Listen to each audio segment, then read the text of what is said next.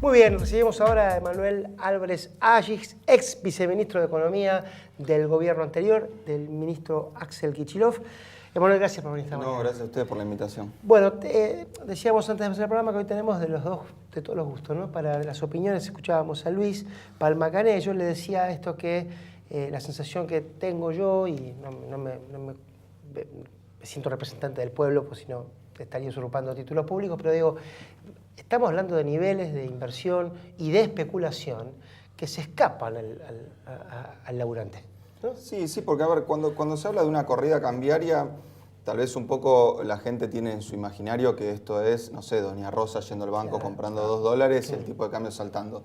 Y la verdad que, en particular, esta corrida estuvo muy claro porque fue, primero, desatada por fondos internacionales que ante una señal del mercado de Estados Unidos, de la tasa de interés, empezaron a salir, hay que decirlo, de toda la región, no solo de Argentina. Eso impulsó las monedas, las devaluaciones de monedas de nuestros vecinos y nuestra también. Ahora, lo cierto es que yo creo que cierta impericia en el manejo de esa situación particular empezó a contagiar después la corrida a fondos institucionales de Argentina. Siempre estamos hablando de mayoristas, o sea, de compras de, no sé, $10 millones para arriba, cosa que nosotros nunca vimos en nuestra vida, ni veremos probablemente. Y recién ahora, en estos últimos días, uno puede ver, bueno, alguna cola en algún banco, alguien que va a decir, mi depósito está, el banco le dice sí, lo quiero sacar igual por las dudas, pero la verdad que, digamos, estamos en este problema no porque algún argentino de clase media ahorre en dólares, sino porque tenemos una inconsistencia que cuando los actores más instruidos, digamos, del mercado financiero y los más pesados se dan cuenta, obviamente coordinan una corrida. Si esa corrida vos la manejas con impericia, probablemente la agravás. Y me parece que esa es la situación que estamos viendo actualmente. Emanuel, ¿cuál es la empericia que vís en lo que fue el manejo de estos días que nos llevó a $1 de 25 de esta situación inestable en el mercado? Bueno, mira, concretamente, si estamos hoy en 25, no se explica bajo ningún punto de vista por qué el Banco Central salió a dilapidar $1.500 millones a 20. Claro. Digamos, porque si tu objetivo de llegada era 25, claro, lo más razonable hubiese sido dejarlo ir a 25 y en 25, como pasó ayer, poner una postura de $5.000 millones, no la tuvo que vender el Banco Central, solo con mostrarla retrajo el mercado. Si vos querías ir a 25, no tiene sentido subir la tasa de interés 3 veces entre el 20 pesos del 24 de abril y el 25 de ahora. Y si querías ir a 25, no tiene sentido vender futuros a 24,5 como vendiste. Entonces ahí es donde me parece que el mercado no entendió a dónde quería ir el Banco Central. Y cuando vos no entendés, y además ves que la solución, con muchas comillas, es el Fondo Monetario, que es el prestamista de última instancia a nivel internacional, creo que el mercado dijo, bueno, tal vez el Banco Central sabe algo que nosotros no sabemos y la situación es más grave. Eso es lo que me parece que fue la impericia que coordinó la corrida. Un accionar en el corto plazo muy errático y una medida política que daba la sensación de que la crisis era realmente enorme. Y yo creo que la verdad que la crisis no es de ninguna manera enorme, no está la Argentina en una posición de insolvencia, ni en sus bancos, ni en su sector público. Lo que sí me parece es que tal vez alguien en el gobierno haya dicho, bueno, aprovechemos para devaluar. Y probablemente no era el mejor momento para aprovechar, porque a ver, venís de tarifas muy arriba, venís de inflación muy arriba con la promesa de desacelerar, y la verdad que si a eso le sumás una devaluación, hoy yo creo que si cerramos en 25, estamos viendo lamentablemente en el año la inflación cerca de 30 y el crecimiento le tenemos que decir chau y tenemos que empezar a saludar a la recesión. Entonces me parece que en ese sentido fue un muy mal momento para aprovechar el mercado para deslizar el tipo de cambio. Emanuel, a mí me cuesta cuando algunos economistas hablan de fiesta de derroche y hacen la lista de esas fiestas y ese derroche, por ejemplo, las jubilaciones para gente que no aportó, por ejemplo, los subsidios, por ejemplo, la ayuda social, por ejemplo, el consumo, en esta lógica que todos aprendimos, sobre todo los que no somos economistas, esta cosa que escuchamos de Keynes, que era que el tipo impulsaba el mercado para que la cosa se dinamice. ¿Es tan así? O sea, estamos pagando una fiesta en términos económicos, no políticos. Porque políticos hay gobiernos que creen que el Estado tiene que estar para una cosa y gobiernos para otra. Eso ya es una cosa política. Pero en términos económicos, ¿hubo una fiesta en Argentina? No, a ver, lo que hubo fue un cambio drástico de política que hay que decirlo, tiene beneficios y tiene costos. Porque si no, cualquier político claro, diría, aumenta bueno, todo, listo, las basta, jubilaciones. tengo la fórmula de la felicidad. A ver, me parece que lo que hay que poner en perspectiva es que es cierto. El Estado en el 2001, en el 2002... gastaba más o menos 12 puntos del PBI menos que lo que gasta hoy. Ahora, ese Estado de ese tamaño era lo que en buena medida determinara que el 50% de los argentinos estuviera por abajo de la línea de pobreza. Entonces lo que yo digo es, uno no puede pensar que si vos achicás el Estado al nivel del año 2000 o el 2001, vas a ser Suiza. Más vale te vas a parecer un poco más a Perú o a Colombia, que son economías que tienen un Estado probablemente un tercio más chico que el de Argentina, pero variables sociales y variables económicas mucho peores. Entonces, a ver, el problema es que cuando uno compara con el año 2000 o incluso con la segunda mitad de los años 90, estás comparando la peor performance de la economía argentina y agarrándote de un dato que te gusta. Bueno, pagábamos menos impuestos en el año 2000, pagábamos menos impuestos. Ahora, en Capital Federal el principal problema de tránsito eran los cartoneros.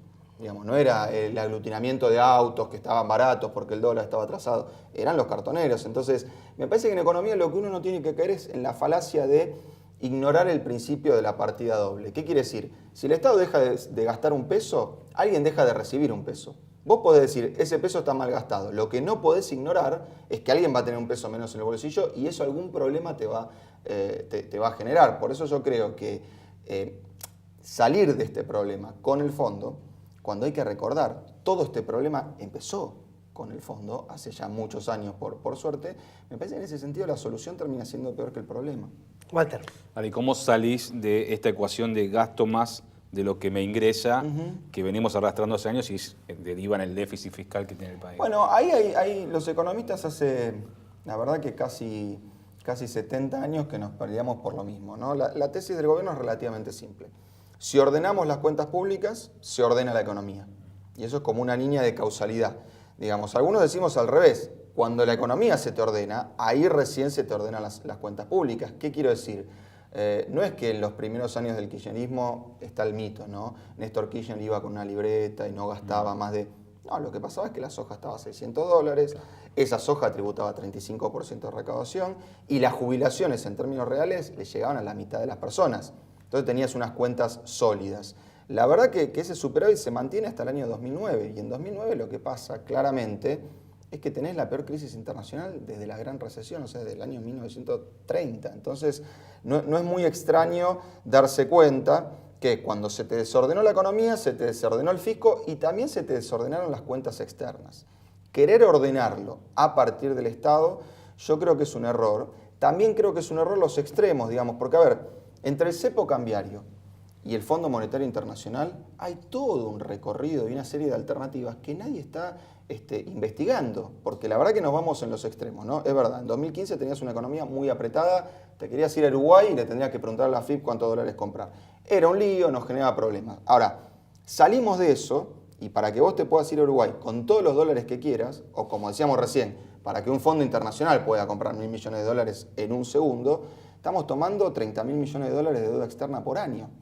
Entonces, entre esos dos extremos tiene que haber un lugar en el medio que no es decir, bueno, un poquito sí, un poquito no. Digamos, es una cosa pensada donde cuando vos ves el mercado cambiario de Brasil, de Chile, países que en muchos sentidos son ejemplos, no están desregulados de la manera en la que se desreguló el mercado de cambios en Argentina y que hay que decir, nos llevó a esta crisis, porque uno puede decir la pesada herencia. Yo estoy lejos de pensar que en 2015 la economía argentina estaba perfecta.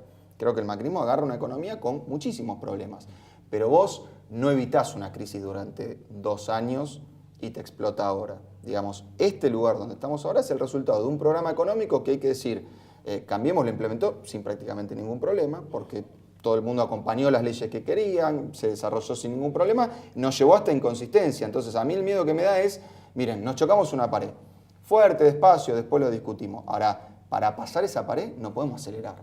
Digamos, no podemos seguir con el mismo rumbo insistiendo en esa misma dirección. Me parece que hay que dar un cachito marcha atrás y tratar de bordear la pared por el costado. Te agrego a los respaldos, bueno, el respaldo de las urnas, ¿no? Ni más ni menos en las elecciones. Bueno, es que yo creo que el respaldo de las urnas paradójicamente fue a una política económica muy distinta a la que vimos después de las urnas. Porque, a ver, el 2016 fue un año de devaluación y ajuste fiscal que derivó en una recesión e inflación muy alta. Ahora, el 2017 fue todo lo contrario. Digamos, en el 2017 las paritarias fueron por arriba de la inflación, la obra pública voló, hubo crédito barato para los sectores de bajos ingresos con la Argenta o por los sectores de ingresos medios con el UVA, y las tarifas no nos enteramos nada hasta noviembre. Entonces yo creo que la gente votó esa economía. en la que el gobierno dijo, nos ajustamos en 2016 para expandirnos en 2017. Y cuando vos mirás los números son todos opuestos. El salario cayó en 2016, subió en 2017, el consumo cayó en 2016, subió en 2017. Ahora, después de esas elecciones, el gobierno cambia drásticamente su política. Y yo creo que ese cambio drástico no fue suficiente para un mercado que, a ver, genuinamente dice, mirá, vos tenés un problema que es que no te alcanzan los dólares. O los dólares se los llevan los argentinos, o me los pagás a mí porque te los pedí prestado. Me parece que eso es lo que está entrando en crisis en este momento. La última, no nos queda un minuto, pero bueno, es tu trabajo, no el mío. Yo firmé paritarias, nosotros firmamos paritarias al 15%, con una cláusula gatillo mentirosa porque en realidad es una cláusula de revisión. ¿Y ahora? Bueno, me parece, por lo menos todas las cláusulas de revisión que yo vi, nunca el convenio, digamos, tiene una fecha de vencimiento. O sea, vos podés revisar paritarias en cualquier momento del año y eso es legal. Y la verdad que si vos me preguntás a mí, ¿cuál es la única válvula de escape para que esto no termine en una recesión mucho más grande? Es que realmente las empresas se sienten con sus trabajadores y genuinamente digan, miren muchachos, el dólar se fue a 25. La devaluación entre diciembre y hoy es 50%. Así que mis precios no los voy a subir 15, probablemente los voy a subir 28, 29. Veamos cuánto de esa suba de precios se la llevan los trabajadores.